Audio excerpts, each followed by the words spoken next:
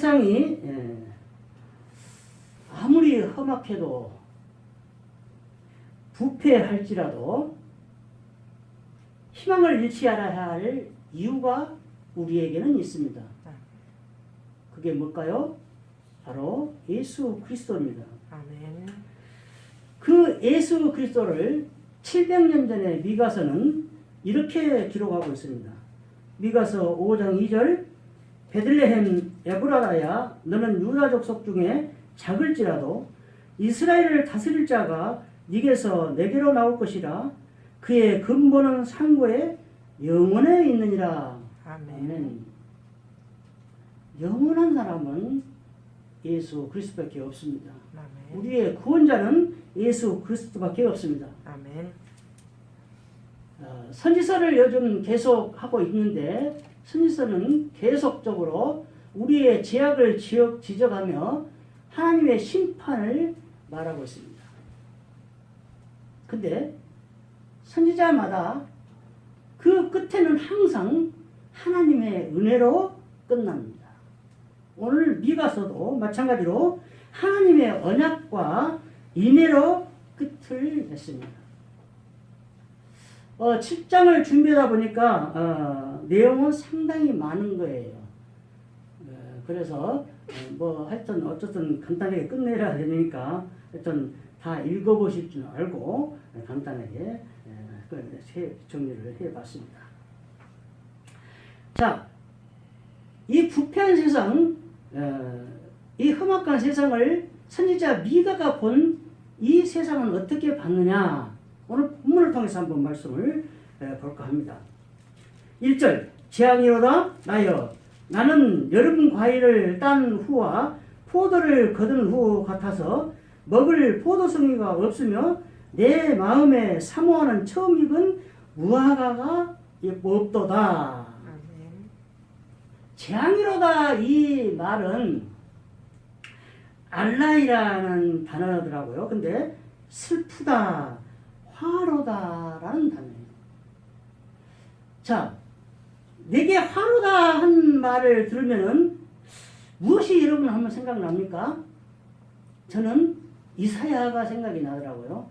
이사야가 자기가 부름 받을 때 하나님의 부름 받은 것이 화예요. 왜 화예요? 나는 죄인이니까 하나님을 배우면 죽어요. 그래서 화나는 거예요. 그게 이사야 6장 5절에 있는 이야기입니다. 자, 여기서 지금 미가는 이 세상을 재앙으로 보고 있는데 처음 이야기한 것이 뭐냐?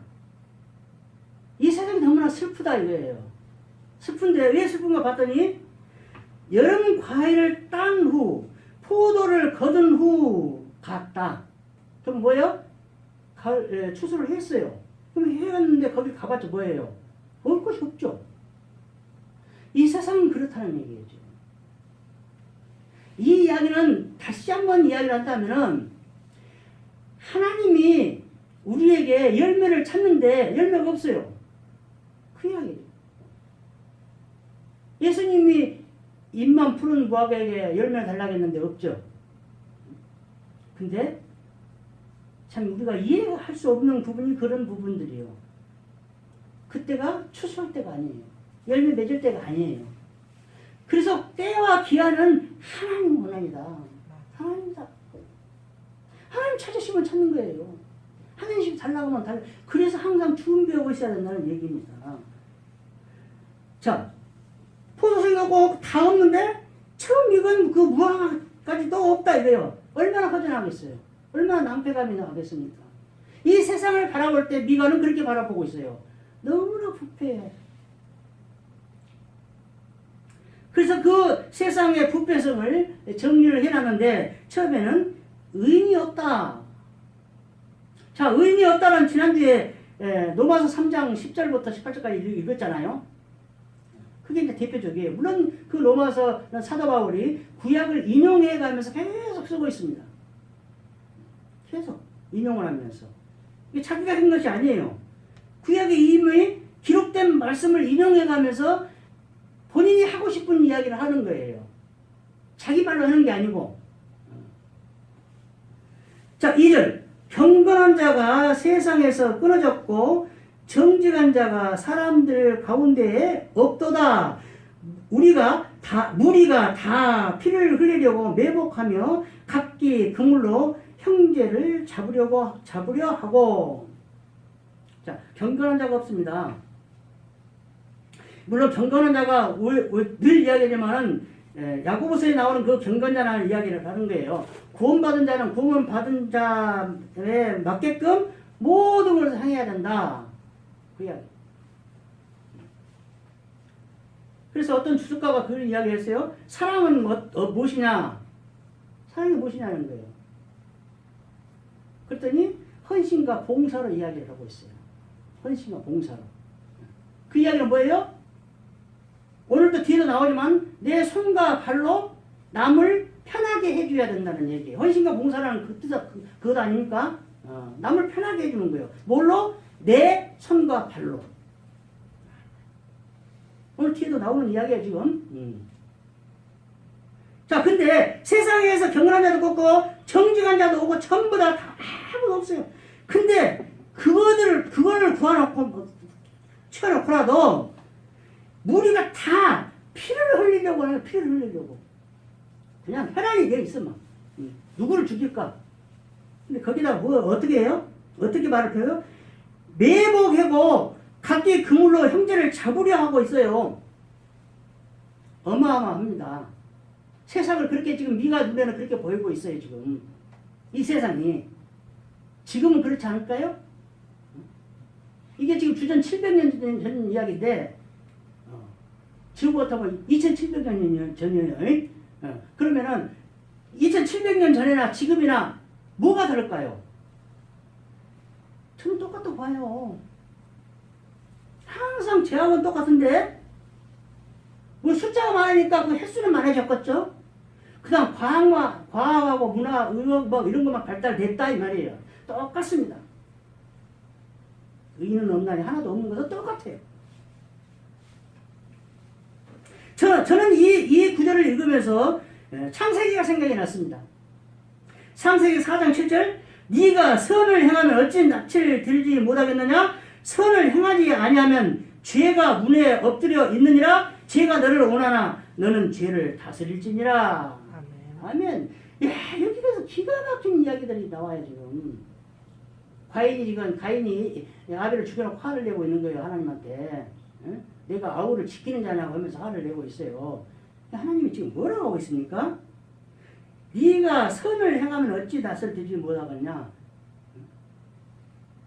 죄를 지으면 사람은 똑바로 시선을 마주칠 수가 없어요. 저도 그런 경우를 좀 해봤는데, 조금 성령이 충만할 때는 어떤 사람들이 나를 쳐다보지 못하는 사람이 있어요. 눈 마주치지 못해요. 그건 뭐예요? 그 사람이 성령이 충만하지 않든가 아니면 마귀든가 둘 중 하나다. 그 이야기죠. 하나님을 쳐다보지 못해요. 근데 문제는 뭐냐면은 선을 행하지 않은 것까지는 좋은데 선을 행하지 않으면 죄가 지금 딱 앞에 서 있는 거예요. 그 뭐예요? 죄를 이기는 방법은 선을 행해야 된다는 얘기예요. 이 여기서 좀 보면은 선을 행하지 않으면 죄가 딱 문 앞에 있어요. 잡아먹으려고. 이거를 지금 언어가 뭐예요? 딱 먹잇감을 쥐하고 뭉클리고 앉아있는 그 모습. 기억나시죠? 동물들, 특히 사자 막 이런 발 빠른 그 표범 같은 것들이 먹잇감을 보려고 해갖고 딱 뭉클리고 앉아서 탁 튀려고 하잖아요. 그 모습이 이 언어 단어예요. 엎드려 있는 자세. 우리가 선을 행하지 않으면 죄가 그렇게 딱 우리를 잡아먹으려고 딱 엎드리고 있는 거예요. 순간 포착을 하려고. 그래서 죄를 이기는 방법은 뭐예요? 선을 행해야 된다 이거예요. 선이 뭐냐? 착한 일 우리가 너무 도와주고 이런 헌신과 봉사가 선이냐? 아니에요. 착각하면 안 된다. 이게 동양사상으로 집어넣어졌으니까 그런 해석을 하는 거예요. 선은 뭐예요? 예수 그리스도 십자가예요. 그것 아니면 이길 수가 없어요. 그래서 자의적인 해석을 하면 자, 이 해석을 내가 여러분 다 아시겠지만 언급하고 갈게요. 해석은 뭐고 해설은 뭐예요? 해설과 해석 있죠. 자, 해설은 남이 해놓은 거, 하나님께서 써놓은 것을 그냥 읽으면서 말해주는 거예요. 읽으면서. 누가 역사서를 썼어. 역사서를 읽으면서 누가 썼어요 하면서 딱 이것이 해설이에요. 그러니까 문화 해설가 뭐 자연 뭐 해설가 있잖아요. 그럼 다 판에 박혀 있는 것을 말을 해주는 거예요. 근데 나는 그거 싫어요. 뭐가 좋아요? 해석이 좋아요. 해석은 뭐냐? 자기가 그걸 보고 자기의 느낌과 그 모든 것을 합쳐서 거기서 나가는 거예요. 어떻게 보면 자의적인 해석이라고 할 수도 있겠죠. 이게 잘못되면. 그래서 성령 충만할 때 해석을 해야 되는 거예요. 모든 사물을 보고 이거를 해석해내야 돼요. 하나님이 이것을 왜 이 땅에 이렇게 주셨는가? 이따 그 문제에서 또 나와요. 정말로 기가 막힌 말을 또 이따 이야기 말씀드릴게요. 뭐 나만 기만 막힌지 어쩐지 모르겠는데 하여튼 그래요. 자, 의인이 없고 이렇게 형제들 막 죽이려고 엉클에 앉아있고 하는데 두 번째는 뭐냐? 악을 행하는 유정자들은 이제 세부적으로 나가요. 3절 두 손으로 악을 부지런히 행하는도다. 그 지도자와 재판관은 뇌물을 구하며 권세자는 자기 마음의 욕심을 말하며 그들이 서로 결합하니 살겠습니까 여러분? 유전무죄, 유전유죄, 그죠? 돈이 없으면 죄 있어, 유죄야. 돈 있으면 무죄야. 저는 그거를 인질급 하면서 그 말을 했는데 저는 뉴스 보면서 늘 그거 생각을 해요. 왜냐면은 어찌 그 돈 많은 총수들은 집에 들어가면 휠체어 타고 나와요? 왜 그래요? 또 병원 가고 보석 풀려라고 돈 주면. 근데 없는 사람은 죽으라고 살아요. 그래서 이 죄를 지면 몇 년형에 처하고 돈이 얼마면 된다. 나는 돈 그거 뺐으면 좋겠어요. 그죠? 돈 있는 사람은 1,000만 원, 몇천만 원 그거 돈도 아니야. 뭐 돈 내고 나와버려. 근데 우리 같은 사람 가서 몇 년간 살아야 돼. 왜 그래야 돼요? 이게 기득권자들이 그 법을 만들어 놓으니까 그런다는 얘기예요. 나는 그거 볼 때마다 저 돈은 빼버려라. 징역형만 놔둬라 이거야. 징역형만. 음주운전을 했어. 죽였어. 그거 살인이에요. 그것도. 일부러는 고의적으로 안 했지만은 하여튼 살인이요. 근데도 5년형 몇 년형인데 3천만 원에 처한다. 3천만 원 이런 빼보자 이 말이야 나는. 응? 물론 생활 사범은 그런 걸 좀 해줘야죠. 그러나 뭐 살인이나 이런 거는 절대 하면 안 된다고 저는 봐요. 근데 나는 그게 꼭 마음에 안 들어요. 뉴스 볼 때마다. 그게 마음에 안 들어요. 자, 두 손으로 악을 부지런히 행하는다. 이게 로마서 3장 10절 18절 또 생각이 나에게 만들죠. 자, 두 손으로만 부지런히 악을 행하느냐? 아니요. 두 발로도 행하고 입으로도 행한다. 가만히 앉아서 입으로 사람을 죽여버려요. 악플 때문에 죽은 사람이 많잖아요. 마음이 약한 게 그런 거예요. 그런데 악플을 안 달아야 돼. 나는 이 인터넷에서 요거 한 적이 별로 없어요. 요거 달라고 문을 봐. 안 읽어야지 거기를. 뭐라고 그 댓글을 읽냐고. 그 이거 뭐 댓글을 보자고 해. 거기서 이거를 하냐고. 이것도 안 해놔면 그냥 놔둬. 저는 그게 진짜 마음에 안 들어요. 딱 한 번인가 한 거 있었어요. 기독교 요거니까 한 번 한 것 같아요. 한두 번 한 것 같아. 전혀 안 했다고는 할 수 없고. 자, 근데 이 지도자들이 하는 것들이 형태를 보시로 뇌물을 구하고 참 뇌물을 구하는데요. 저도 뇌물 줘봤어요. 물론 우천 사람 있으면서 차 번호판 빨리 달라고 그때 86년도 7년도 팔는데 이 서류에다가 10,000원짜리 한 장만 끼워주면 끝나고 그래요. 불과 한 30분이면은 이거 안 줬다 그러면 몇 시간 기다려야 돼요. 이렇게 서류가 밀려 있으니까. 근데 그걸 좀 금방 해줘. 그러면 나는 그거 갖고 와서 돈 벌어가서. 이게 급행료예요. 급행료가 한두 가지 있는 게 아니에요. 다 어디든지 다 있어요. 그냥 뇌물을 구해요. 근데 정당에 그렇게 조금씩만 구하는 게 아니고 대놓고 말해요. 뭐로 말해요? 대놓고 말하는데 자기 마음의 욕심을 말해요. 근데 요것까지도 좋아요. 근데 그 사람들이 서로 결합을 해. 결합을.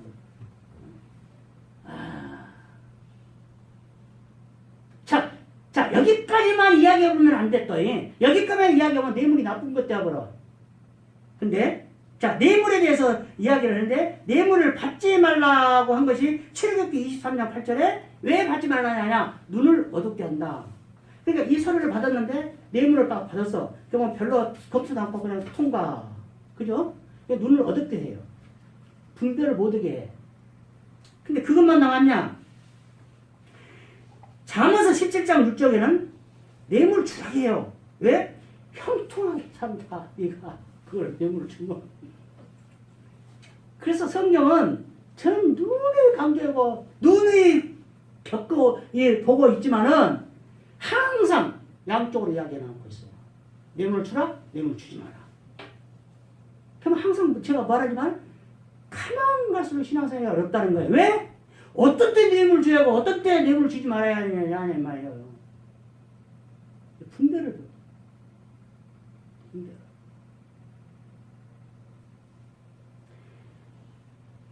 더 우리를 힘들게 한 것이 그들이 서로 결합해서 서로 일을 저지르는데 그게 대표적인 것이 누가복음 23장 12절 헤롯과 빌라도가 전에는 원수였으나 당일에 서로 친구가 되니라. 무엇 때문에? 예수를 죽이기 위해서. 우리 믿음의 사람들을 곤란하게 하고 해치기 위해서는 서로 싸우던 그 원수끼리도 하나가 돼서 우리를 죽인다고 해요. 그건 뭐예요? 우리의 적은 더 뭉치고 숫자가 많고 강해진다는 얘기예요. 성경에서도 마찬가지예요. 택한 아브라함의 족속 이삭의 씨가 많아요. 그 나머지 수가 더 많아요. 엄청나게 많죠. 이걸 뭐를 이야기해요? 우리의 지금 현재도 믿음의 사람들이 적다는 것을 이야기하고 있는 거예요. 성경에 몇 수천 년 전부터 이야기를 해놓고 있어요. 그것을 우리에게. 성경 기록을 통해서. 그 다음 신뢰가 무너져요. 이 세상에 신용이 없어져요.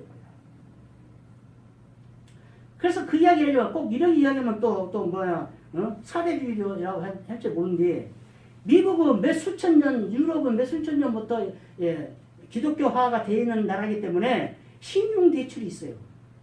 근데 우리나라 신용대출이라는 것이 있기는 있어요. 있는데 그 신용대출이 뭐지냐? 보증이 없으면 안 줘. 그죠? 보증이 없이 신용대출 받은 적 있습니까, 여러분? 아무 보증인도 안 쓰고 나 하나만 가갖고 저장 딱 찍고 돈 받아오 본 적 있습니까? 대출을? 없어요. 그 본인도 둘 써야 돼요. 연대보증 써야 돼요. 그렇지 않으면 안 줘요. 이거는 신용대출이 아니에요. 보증대출이지. 재산이나 뭐 담보대출만 안 했다 뿐이지 사람을 담보로 해서 지금 대출을 받는 거예요. 그러니까 진정한 신용대출이라고 하면 그렇게 하면 안 돼. 미국처럼 그냥 줘야 돼. 미국은 그냥 줍니다. 단 세금을 내지 않은 사람은 안 줘요. 세금이 기준이에요. 그 사람들은. 세금이 최우선이에요. 근데 우리나라는 세금이 최우선 아니잖아요. 그래서 세금을 잘 내야 된다는 거예요. 그래서 저는 세금은 안 빼고 내려고 노력을 합니다. 65세 지난 게 주민세도가 없어 지나가요. 주민세 내라고 안 해요. 그전에 내가 주민세 내려고 해서 군남 면사무소에 전화해갖고 내가 주민세 냈다니까요. 그거라도 내야지. 근데 세금 안 내려고 난리들이잖아요. 신뢰가 무너져요. 5절 너희는 이웃을 믿지 말며 친구를 의지하지 말며 네 품에 누운 여인에게라도 내 입의 문을 지킬지어다. 여러분 이해 갑니까? 좋습니다. 이웃을 믿지 말고 친구를 의지하지 말다. 의지하지 마는 건 다 이해하죠. 그죠? 예. 친한 친구끼리 자기가 동업하면 안 돼요. 근데 그 사람이 진정한, 난 항상 강조합니다. 그 진정한 친구를 하려면 동업을 해서 이권을 나눠봐야 알아요.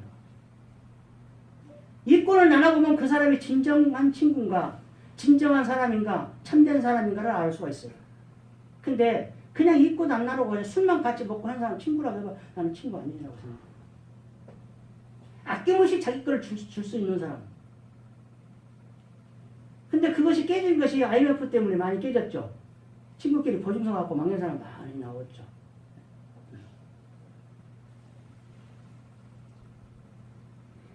자, 이웃을 믿지 말고 친구를 의지하지 말며 그렇게 했는데 이것은 다음에 또 반대 이야기를 또 말씀드릴게요. 근데 문제는 뭐냐? 네 품에 누운 여인에게라도, 그럼 네 품에 누운 여인이 누구예요? 부부를 이야기하고 있어요, 지금. 부부에게도 비밀을 말하지 말라, 이 말이에요. 여기다 저는 캐션 마크를 붙여놨습니다. 모든 지금 현대 상담가, 부부 상담가들은 전부 다 부부간에 비밀이 없어야 된다고 이야기를 하고 있습니다. 근데 여러분 성경을 읽어보고 깨달았으면 모르는데 성경에서 부부간의 비밀을 다 이야기하고 있습니까? 물론 또 이렇게 생각하면 돼요. 또 이렇게 보면 그때는 가부장적이고 뭐 첩장시된 게 그러지. 그럼 성경 현대적이 아니네? 현대에 안 맞겠네? 그죠? 안 맞아, 현대에. 근데 현대에 안 맞는데 몇천 년 전에 쓴 성경이 지금도 계속 읽혀지고 세계 1위를 차지하고 있고 앞으로도 영원히 익혀지고 질 것인데 그 말이 맞습니까, 그러면? 현대적이 아니라면? 아니면 모르고 안 맞는데 지금 세상하고 안 맞는데 모르고 이 성경을 읽고 우리가 지금 이렇게 힘들게 예배드려야 됩니까? 하나님 말씀 일정 이내도 틀림이 없다고 말씀하셨습니다. 그 말을 믿는다면 이거는 현대적이고 과학적이고 의학적이고 이 성경 속에서 모든 기술들이 다 나왔다.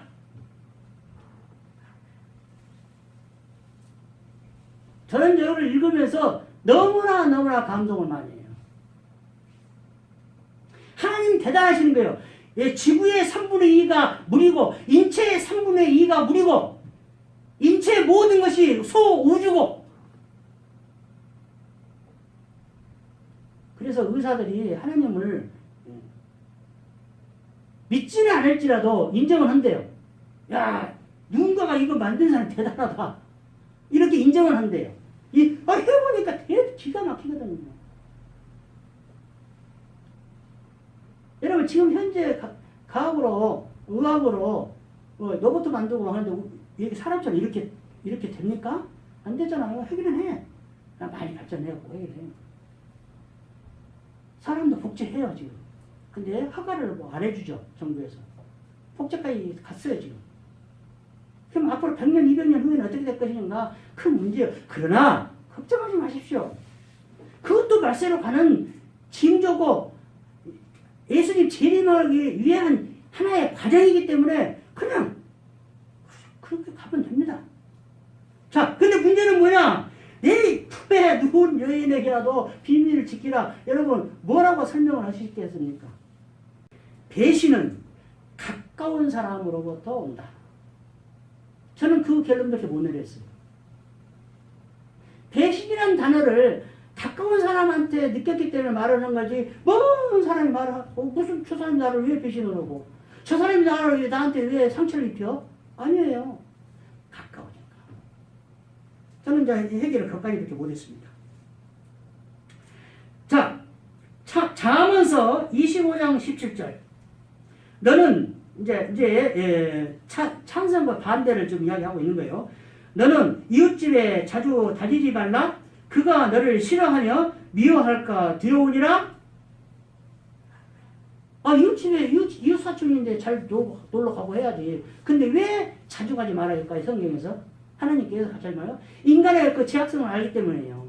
자주 가면은 그 집안 속을 다 알아요. 그래서 그 집에 소문을 내는 사람이 누가 돼요? 자주 놀러 온 놈들이 되는 거죠. 안 가보면 내막을 모르니까 소문 안 내요. 그래서 그 사람이 진짜 비밀을 지켜주고 할 사람인 줄 알면 자기 비밀을 한번 그 사람한테만 말을 해놓은 거예요. 그래갖고 퍼져 나온 거 안 나온 걸 봐야 돼요. 자, 너를 싫어할까봐 미워할까봐 자주 놀러는 가지 마라. 놀러는 가기는 가라는 거예요. 근데 자주는 가지 말라는 거예요. 잠언서 27장 10절. 네 친구와 네 아비의 친구를 버리지 말며 네 환난 날에 형제의 집에 들어가지 말지어다. 가까운 이웃이 먼 형제보다 나으니라. 이건 이제 이웃사촌이에요. 그러니까 급할 때는 119 불러준 사람이 누구예요? 옆에 사람이 불러주는 거예요. 자기 집 불러면 유튜브에서 보고 전화해 주는 거예요. 응? 먼 형제가 와서 해주는 거 아니라는 거예요. 근데 문제는 여기서 뭐냐? 네 아버지가 네 아버지 친구를 버리지 말라. 환난 날에 형제 집에 들어가지 말라. 이 아버지 친구를 버리지 말라는 것은 뭐를 책임지고 해주라는 이야기고, 여기서 이제 핵심은 네 환난 날에 형제 집에 들어가지 말라. 왜? 내가 환난을 당했다. 형제 집에. 형제가 그대로 그래놓고 그 뒤에다가 가까운 이웃이 뭔 직접받아 낫다고 하는 거예요 지금. 그래놓고 환난을 당해서 이웃 가지 말라는 거예요. 형제 집에 가지 말라는 거예요. 왜 환난 당했는데 가지 말아요? 가서 도움 청해야지. 왜 그럴까요? 참, 내가 지금 인생을 지금까지 살아보니까 이게 정말로 하나님 말씀이 맞아요.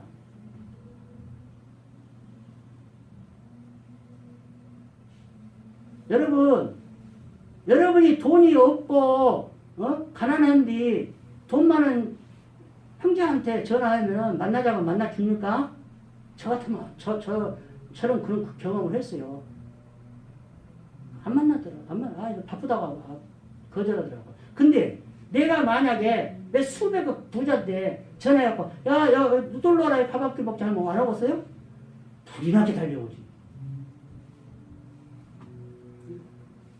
환난을 당했으면 조용히 하나님하고 해결을 해야지 어디 가서 이렇게 하지 마라. 그 이야기예요. 근데 진짜 하나님의 말씀이 너무나 맞아요. 인생을 살아보니까 너무나 맞는 거예요. 그래서 잠언서를 어릴 때부터 많이 익히란 말이 이래서 익힌 거예요. 근데 읽는 걸로 끝나면 안 돼요. 그걸 해석해서 내 삶에 적용할 줄 알아야 된다는 거예요. 자, 오늘 6절로 넘어갑니다. 아들이 아버지를 멸시하며 딸이 어머니를 대적하며 며느리가 시어머니를 대적하리니 사람의 원수가 곧 자기 집안 사람이로다. 저 왼수. 참, 그 정도는 이렇게 편말 들고 여기다 낱말 써놓고 저쪽에서 맞히는 거 있잖아요. 여기서 읽어주면 이 사람이 저기서 여기 말만 읽어주면 여기서 맞춰 그거를. 근데 평생 원수래요. 근데 누구냐 그러니까 몰라. 근데 부부예요 그게. 평생 원수. 평생 원수래요.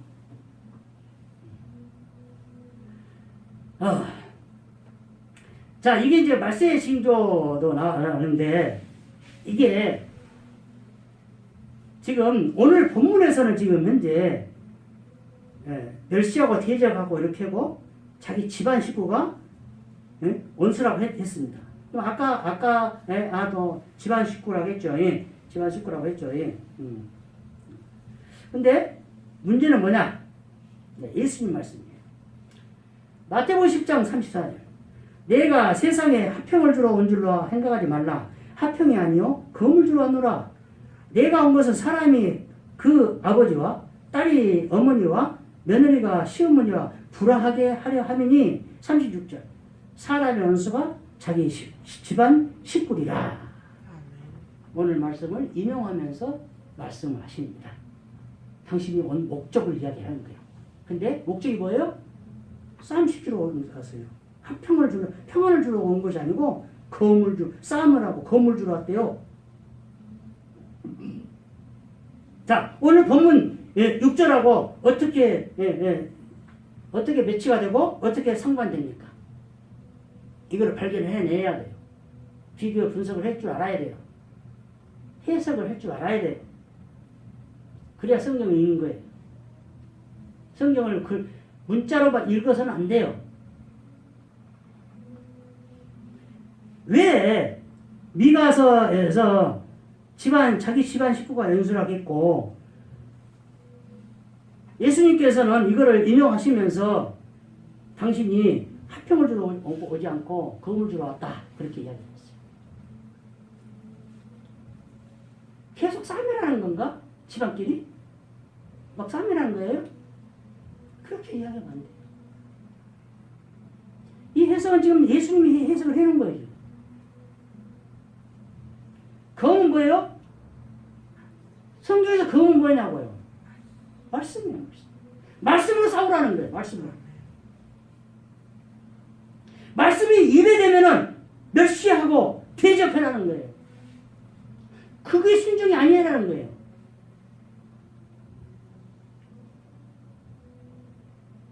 근데 이걸 하기가 어려워요. 자, 믿지 않는 집안에 시집을 갔어요. 장가를 들었어요. 내가 처신을 어떻게 해야 되냐 이거예요. 말씀으로 싸워야만 되냐? 계속? 그러면 이거 빛과 소금의 역할을 못해. 너희 착한 행실로 그들이 하나님께 영광을 돌리니라 하셨는데 그걸 못해 그러면. 어쩌란 말이요. 이게 문제라는 거예요. 이게 어렵다는 거예요. 이게. 이래서 어떤 때 복음으로 어떤 때 말씀으로 검으로 싸워야 되고 어떤 때 그거를 수용하고 감싸주고 십자가 사랑으로 덮여야 되냐는 거예요. 이게 이래서 분별이라는 거예요. 이래서 말씀으로 분별을 해야 돼요. 말씀.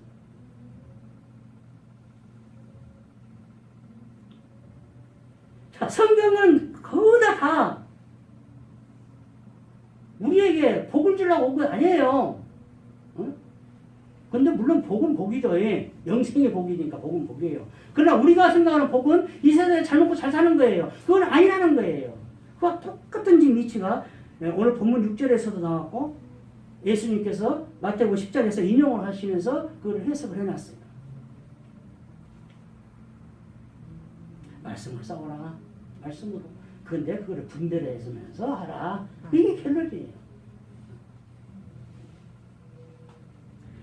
자, 그 다음에 이제 우리를 불쌍히 여기사 이렇게 죄악 속에 살아있는데도 불구하고 하나님께서 우리를 불쌍히 여기십시오. 불쌍히 여기시는데 문제는 또 그 앞에 있습니다. 다시 우리를 불쌍히 여기사. 여기다 다시를 써놓은 것은 뭐예요? 이 사람들은 계속 불쌍히 여기서 해줬는데도 또 했어. 그거예요 지금. 인간의 죄악성이 계속 하는 거예요. 이게 사사기의 순환 아닙니까? 인간의 그 본성을 이야기하고 있는 거예요. 우리를 불쌍히 여기셔서라는 말이 한 단어인데 라함이라는 단어인데 측은히 여기라. 사랑하다. 이 단어를 생각하면 다른 건 없어요. 어린 자녀를 딱 바라보는 부모의 눈으로 생각하면 돼요. 어린 자녀를 바라보는 부모의 눈. 그러니까 여러분 그 TV에서 잘 나오잖아요. 삼촌의 눈으로 쳐다보고 있다. 할아버지 눈으로 쳐다보고 있다. 막 그렇게 막 나오죠. 그게 눈에 나와 그래요. 옆에 사람을 보면 알아요. 이 사람이 진정으로 사랑하면서 저 사람을 쳐다보고 있는가. 국민이 여기면서 쳐다보고 있는가를 알아요. 얘기들이 모를 것 같아요? 유아들 3세, 5세, 4세 다 알아요. 자기를 좋아하고 사랑하는 사람한테만 와요. 안 가요.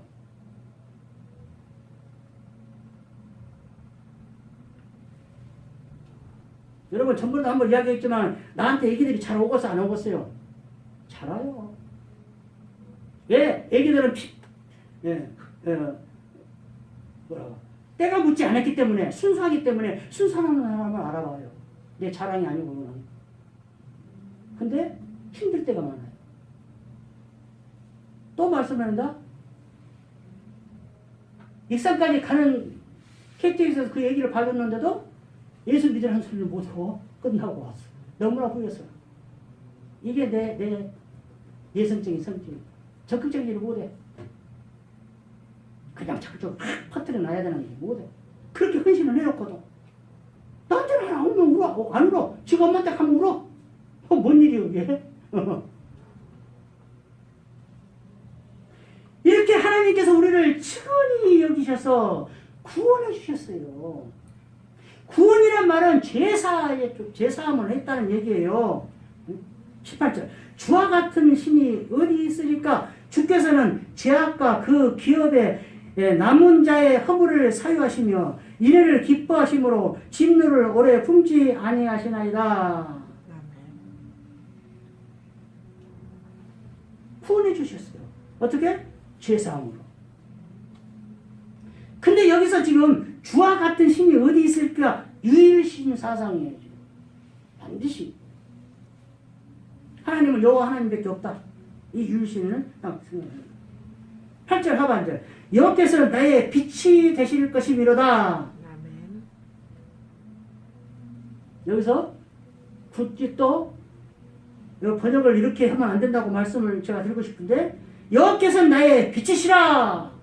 아멘. 그렇게 해야 된다. 빛이 되시는 것이 아니에요. 빛 자체예요.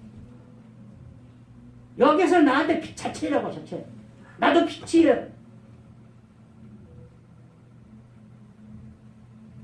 9절 하반절. 주께서 나를 인도하사 광명에 이르게 하시려니 내가 그의 공의를 보리로다. 하나님의 공의를 보는데 하나님께서 광명으로 인도해 주셔야만을 환히 볼 수 있다. 무엇을? 하나님의 공의를.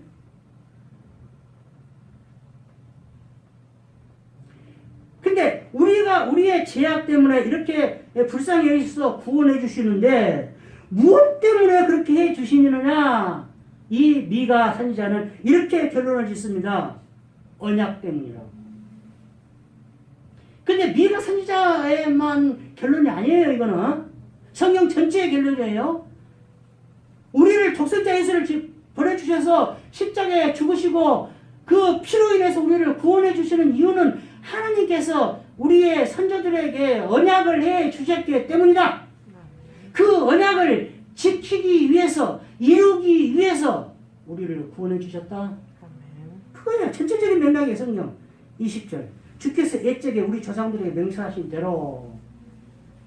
창세기 19장 29절 하반절. 하나님이 아브라함을 생각하사 롯을 그 엇보시는 중에서 내보내셨더라.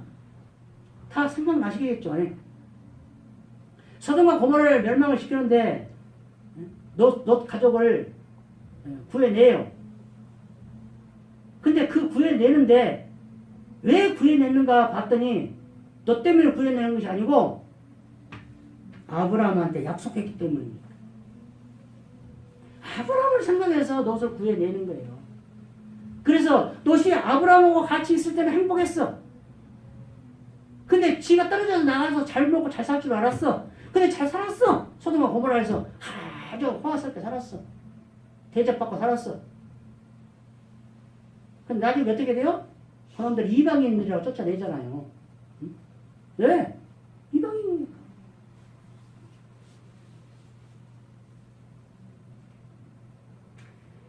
자, 그래서 또 사도 바울의 이야기가 나옵니다. 고린도전서 15장 10절. 그러나 내가 나 된 것은 하나님의 은혜로 된 것이니 내게 주신 그의 은혜가 헛되지 아니하며 내가 모든 사도보다 더 많이 수고하였으나 내가 한 것이 아니요 오직 나와 함께 하신 하나님의 은혜로다. 아멘. 기가 막힌 고백이에요. 자, 여기서 지금 이 고백을 하는데 최고의 핵심이 뭐냐? 사도바울이 많은 일을 했어. 사도보다 더 많은 일을 했으니까 핵심이 아니고 내게 주신 그의 은혜가 헛되지 아니하며가 핵심이라고 저는 해석을 했습니다. 하나님이 내게 주신 것으로 내가 했는데 그것이 하나님이 주신 것을 헛되게 내가 써버렸어. 그러면 아무 일도 안 일어나. 또 나만 잘 먹고 잘 살았어. 근데 그렇지 않고 하나님이 주신 것을 헛되지 않게끔 열매를 맺게 했어. 자, 이거를 우리가 이사야서 5장을 한번 펴보겠습니다. 시간이 좀 많이 갔는데 일주일에 한 번밖에 안 하니까 좀 그렇게 하시고, 이사야 55장 10절 11절. 내게 주신 은혜가 헛되지 아니하며 모든 믿음의 사람들이 이 고백을 해야 돼요. 하나님께서 주신 것을 헛되지 않게끔 열매를 맺어야 된다. 이게 이사야서예요. 자, 했으면은 이사야서 55장 10절 11절을 함께 읽겠습니다. 10절 시작. 이는 비와 눈이 하늘로부터 내려서 그리로 되돌아가지 아니하고 땅을 적셔서 소출이 나게 하며 싹이 나게 하여 파종하는 자에게는 정자를 주며 먹는 자에게는 양식이 준과 같이 내 입에서 나가는 말도 이와 같이 헛되이 내게로 돌아가지 아니하고 나의 기뻐하는 뜻을 이루며 내가 보낸 일에 형통하느니라. 아멘. 기가 막히지 않습니까? 이거를 사도 바울이 깨달았다는 거예요. 이거를. 응? 근데 자연 현상을 비유로 들어서 딱 이야기를 하는 거예요. 자, 비가 내렸어. 비가 안 내리면 사막이에요. 에? 비가 내렸어. 그 비로 인해서 열매를 맺고 그 열매를 맺음으로써 하나님한테 간 거예요. 그런 거예요. 또 씨 뿌리라고. 그래놓고 딱 비유로 그 자연적인 현상을 자연을 이야기를 해놓고 11절에서는 하나님의 말씀으로 비유를 딱 그것다 적용을 시키는 거예요. 대입을 시키는 거예요. 여기다가. 내 입에서 나가는 말도 이와 같다. 내게 말을 한번 나갔는데 생명의 말씀이 나갔는데 그것이 내게로 헛되이 돌아오지 않는다. 사도 바울처럼 그렇게 헛되지 않게 다 뿌려서 열매 맺게끔 해야 된다. 사도 바울이 이걸 깨닫는 거예요. 그래서 하나님의 기뻐하는 뜻을 이룬다. 기가 막히지 않습니까? 저는 오늘 이걸 준비하면서 이거 두 개로 나는 정말로 어쩔 줄 몰랐어요. 사도 바울의 고백이 이 말씀에 근거로 해서 물론 사도 바울이 그걸 생각해서 했는지 안 했는지 몰라요. 그러나 제가 깨달을 때 그렇게 나는 깨달았어요. 그래서 하나님의 말씀을 듣고 그 은혜를 준 거를 뿌려서 하나님의 뜻을 이루었구나.